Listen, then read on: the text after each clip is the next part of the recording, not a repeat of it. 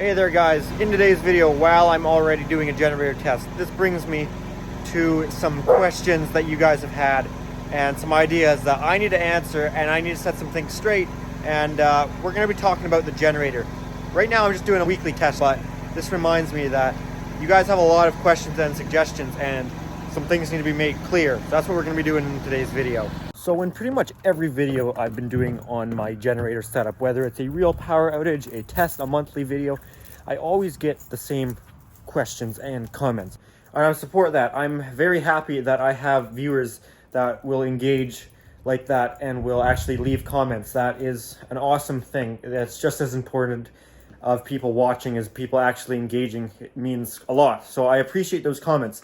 But a lot of them aren't understanding some things. And this isn't meant to be an angry video at those individuals, as I understand you're just not aware of how this situation is and why it is the way it is. I'll try and move around as I talk to try and keep things a little less boring. This isn't going to be an exciting video with anything actually working in it. We're just going to be talking about what the reason is for why my systems and this setup is the way it is. For anyone that doesn't know, I have a automatic standby generator setup here.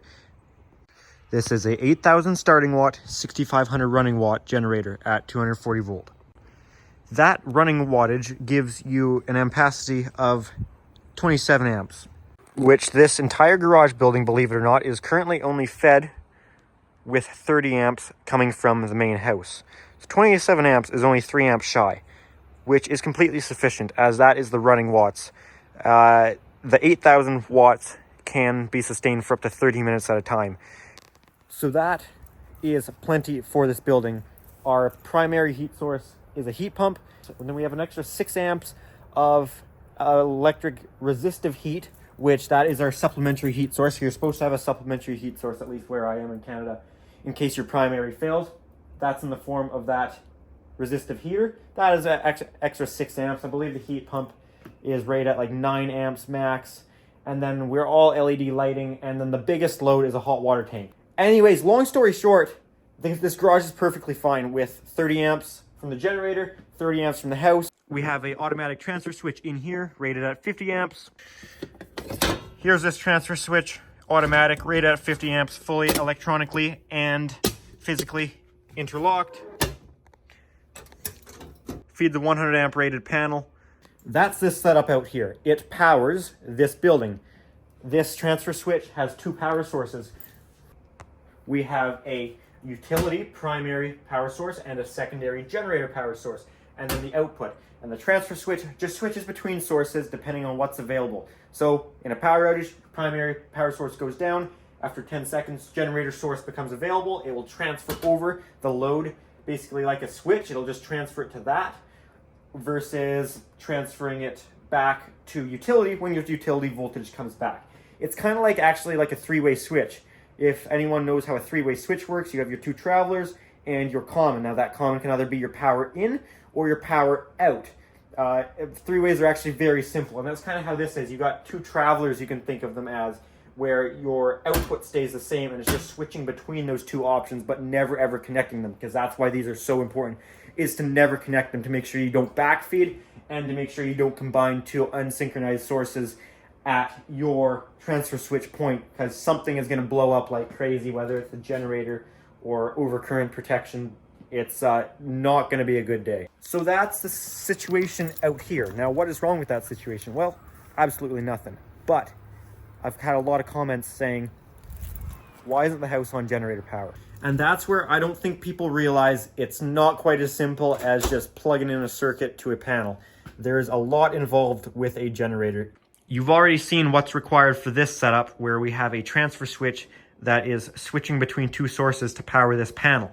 Now this is actually about the simplest as generators get, because we are switching this entire panel on and off of generator load. We're not dealing with individual circuits. It's the whole panel. It's easy, and we can do that because it's a small panel. It's only 30 amps that this building's usually fed with, and our generator's also rated right around that same. So that's easy. We can throw the whole panel on, no problem. You see, that's where the house is different, is the house is not only a 200 amp service, so not only our rated capacity is much larger, What's more important is the actual load that is commonly going to be put on the electrical service of the house. So before any of you comment how to separate circuits and how to pick circuits, don't comment that until we're through this video. If you're not interested in the reason why, long story short, is extremely high cost, complicated, and destructive. Now, if you want to know details on that, well, stick around, we're going to get into it. Let's head into the house. We don't need to be in here anymore. Irrelevant. Well, I suppose I could give you one last look at the generator. 8,000 watts. 6,500 running watts. Going to a transfer switch rated at 50 amps. That's sufficient. Going through a cord rated at 30 amps. It's about all you need to know for here. Number one problem before we even get into the house is location of the generator relative to the house. This garage building is here. Generator building is here. Garage power source is fed underground about 3 feet. That one there. Tech cable goes underground. We also have a low voltage conduit that comes from the house and into this building. No other electrical cables or conduits are in the ground. And we can't exactly just Bluetooth or wirelessly charge the house from the generator. It needs a wired connection. That means we need to come off of this generator's output and it needs to go into the house. This isn't even talking about how it's distributed in the house. This is just getting a source over. We would need to excavate this ground and get a connection to the house. And then the electrical service isn't on this side of the house, but in that far corner. You could already probably be looking at, well, I haven't looked at the exact cost of cable right now. I'd want to run it in tech. Probably throw $600 right there, easy. Walking into the house, we have an electrical panel right here. So it's difficult to get the feed over there, but let's say we do. Once it makes it into this far corner of the house, we have our electrical panels. We have this old Federal Pioneer panel that I'd like to see not here, and then we have our main 200 amp Schneider Electric. So here is one of the problems. You need to put a transfer switch in. Well, we can't put it on this main panel because we don't have enough power. We are powering some large sources off of this panel. We are powering resistive heat on a couple circuits. We're powering that utility room panel, and we're powering this old panel. We're also powering 100 amps to the furnace and 30 amps to the outdoor unit. A lot of the comments I had say, well, at least keep the furnace going. Well, not really when you have an electric furnace. We do not have natural gas utility, and we don't have propane or oil. A lot of people like to say what I should do, not realizing that this is actually my house and I do know what we have and don't have as far as utilities. So because of that, we use a heat pump as our primary heat source, and then we have 100 amps worth of resistive backup heat source, which will come on time to time if the heat pump can't keep up. It's a pretty common thing for you to bump the degrees too many at a time, and it needs some help, so it brings on the electric resistive backup heat for a short period of time. That would overwhelm most home generators, let alone my generator that is only good for 30 amps. Okay, so you don't put anything to do with heat on the generator, right?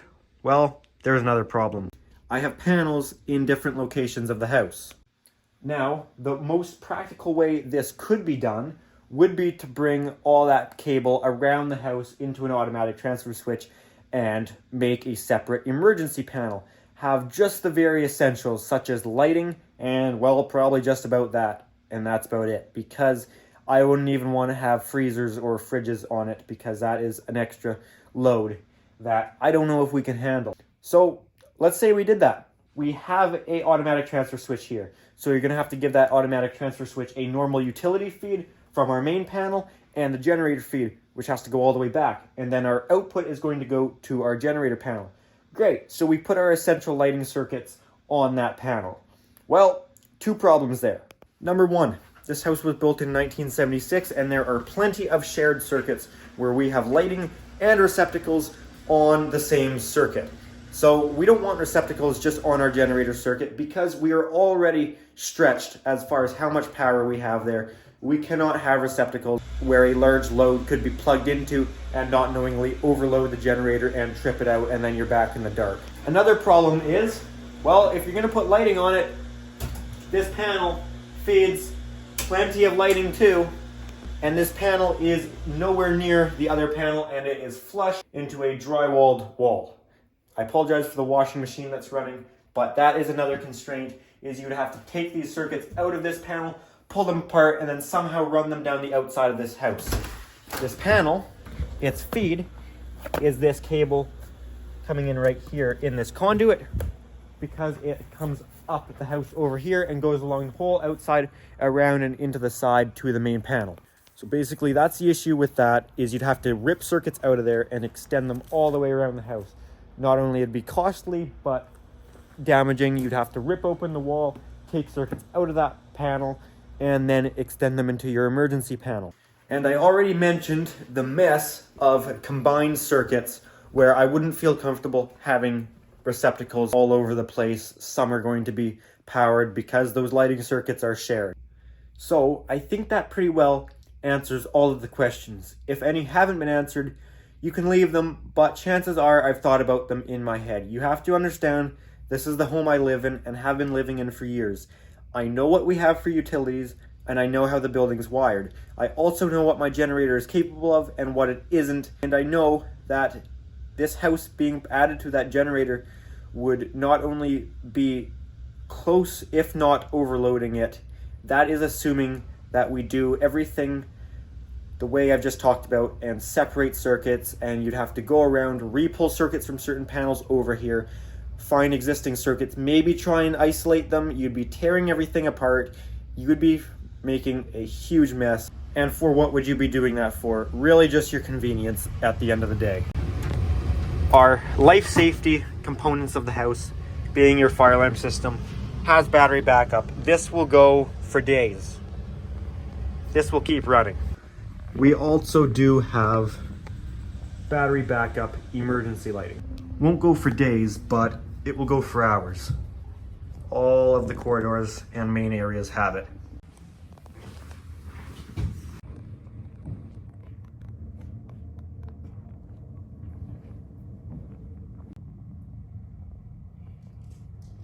Now sure, of course, the generator will keep that going for longer and will give you light, and better light than you will get with emergency battery units. It'll also keep your data going for longer, assuming that the phone company, TELUS, keeps their equipment going in a power outage long enough, which it may not.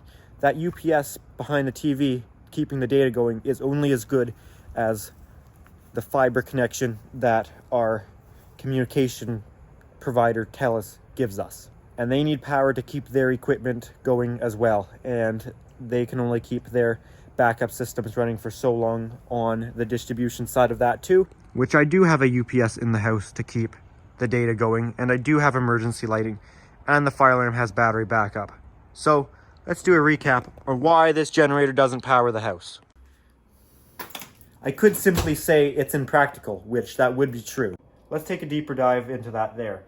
1, very expensive. 2, going to require damaging the house to move circuits around. 3, may still be overloading the generator. When I bought the generator, I sized it for this building only, because I knew all the things I've just shared with you about the house. We don't have any other sources of energy like natural gas or propane.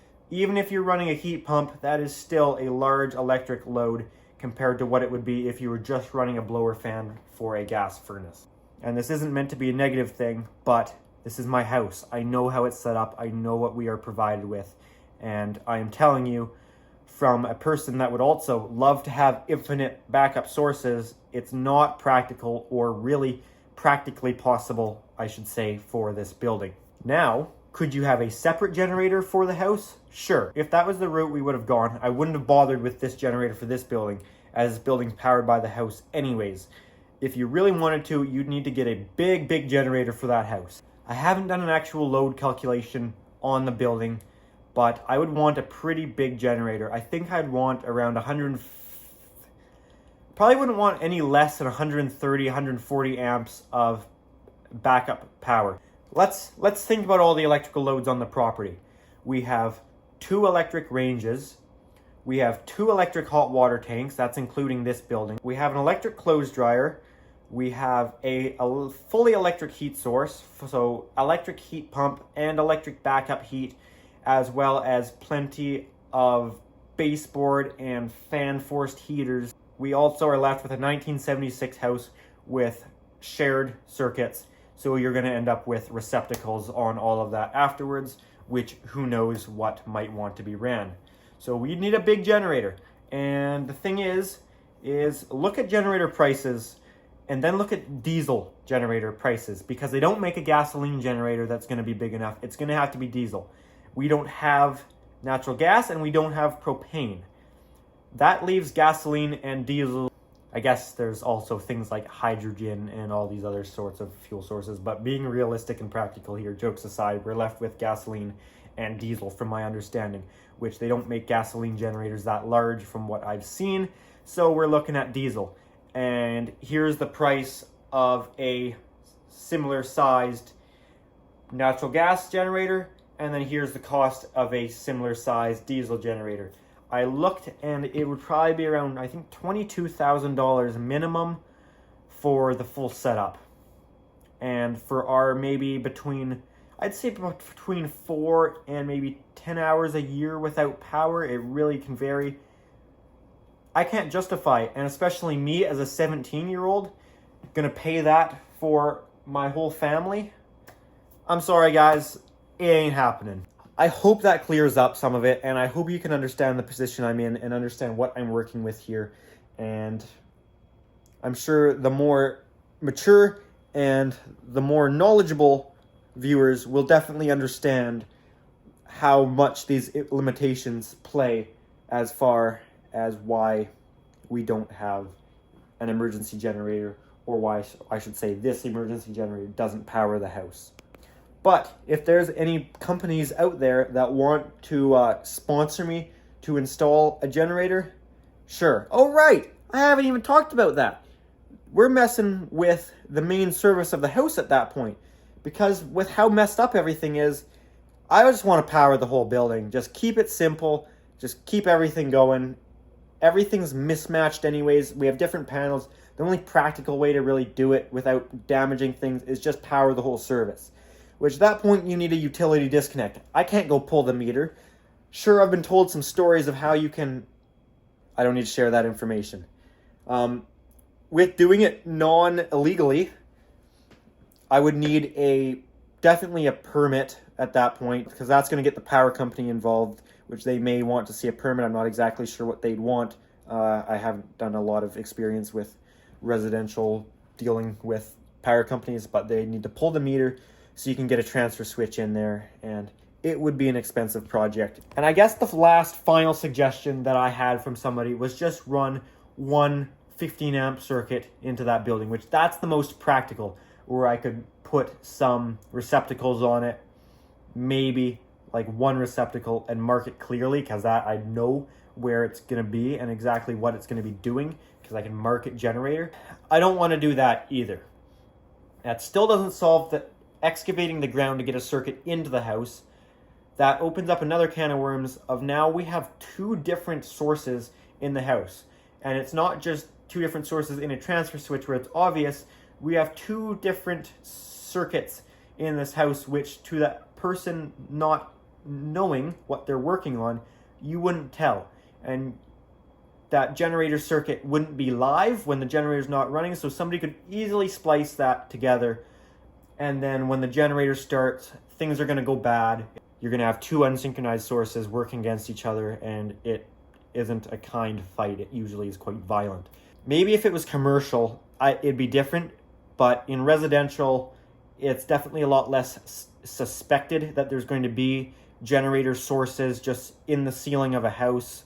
And it's sort of, I don't want to say it's a bad thing to do, because it's not necessarily is. I guess you could do it, but it's, I guess it's my personal opinion. I don't want to have random generator sources in the house that could be confused with your other normal utility power.